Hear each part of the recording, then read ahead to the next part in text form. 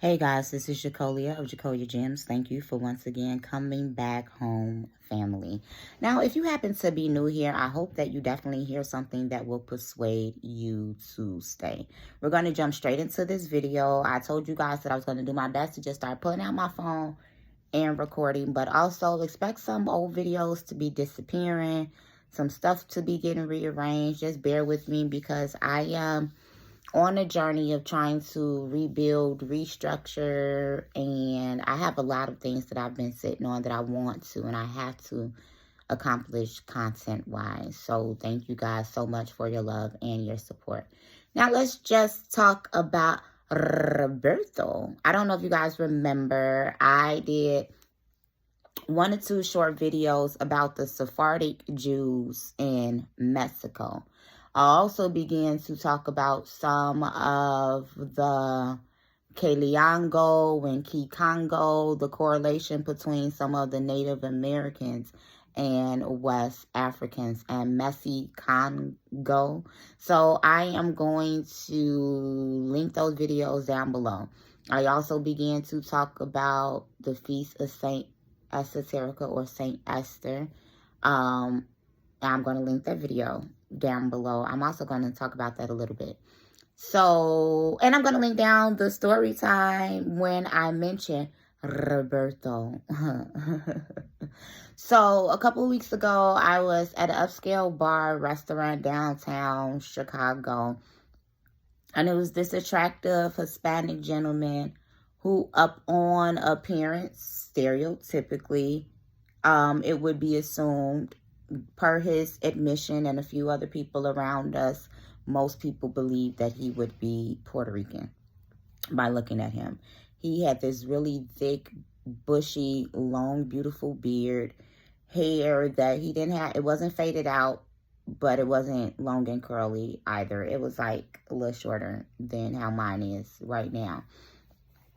And we began to talk, and I asked him where he was from, and he told me Mexico. And I was like, oh, wow, really? And he said, yeah, you were surprised?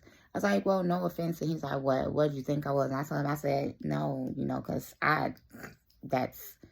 if you are from Chicago, you already know the relationships between Mexicans and Puerto Ricans here in Chicago.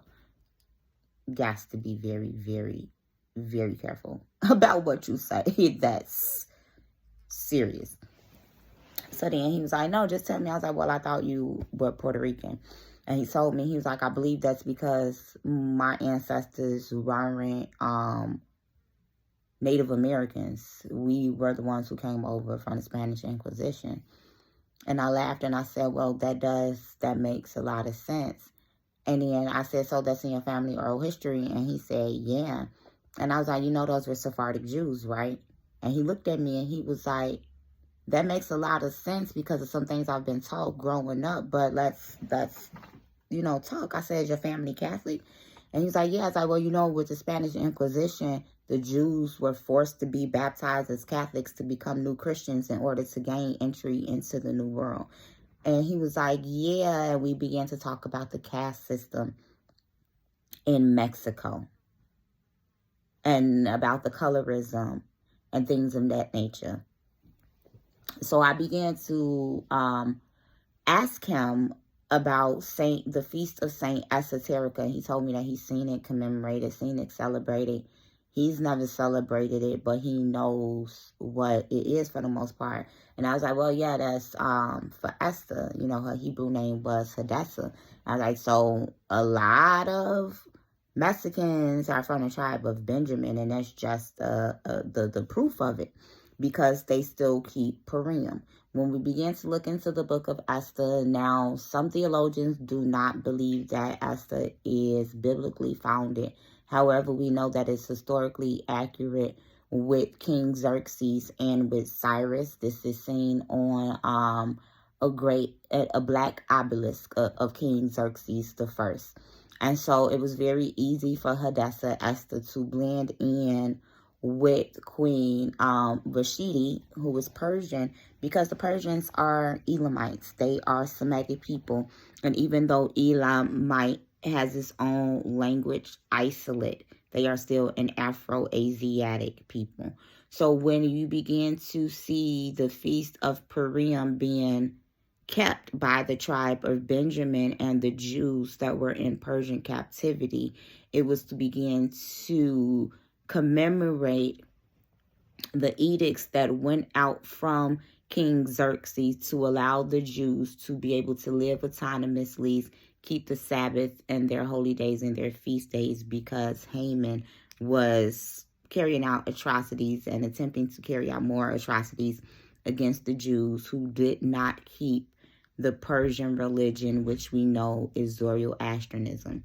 We also see the Zoroastrian influence on the Israelites, us black people, till this day.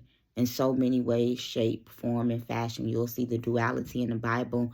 I am good and I am evil. The concept of heaven and hell. That was the duality concept. The concept of heaven and hell.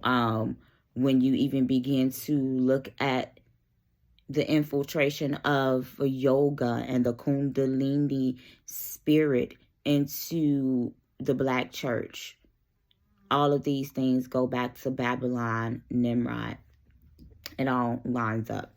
So when Jose and I began to talk about the Sephardic Jews in Mexico and his oral tradition, he began to confirm to me that a great majority of Mexicans who were not native to the land, because we're not talking about Aztecs and Mayans, Babylonians and Assyrians. We are speaking about the Sephardic Jews, the Portuguese Jews, who are known to be the blacker of the Sephardic Jews, who ended up coming over here and they spoke Ladino. Ladino is literally a Hispanic or Sephardic form of Hebrew. These people know who they are.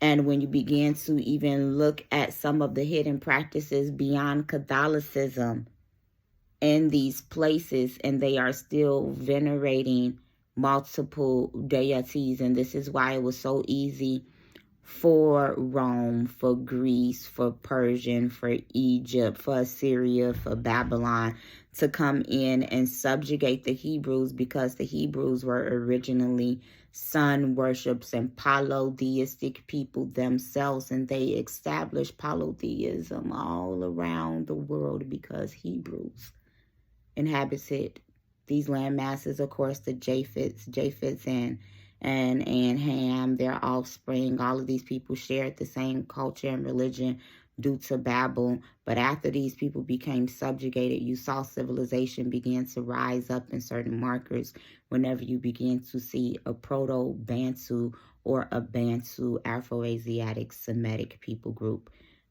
being found in these places.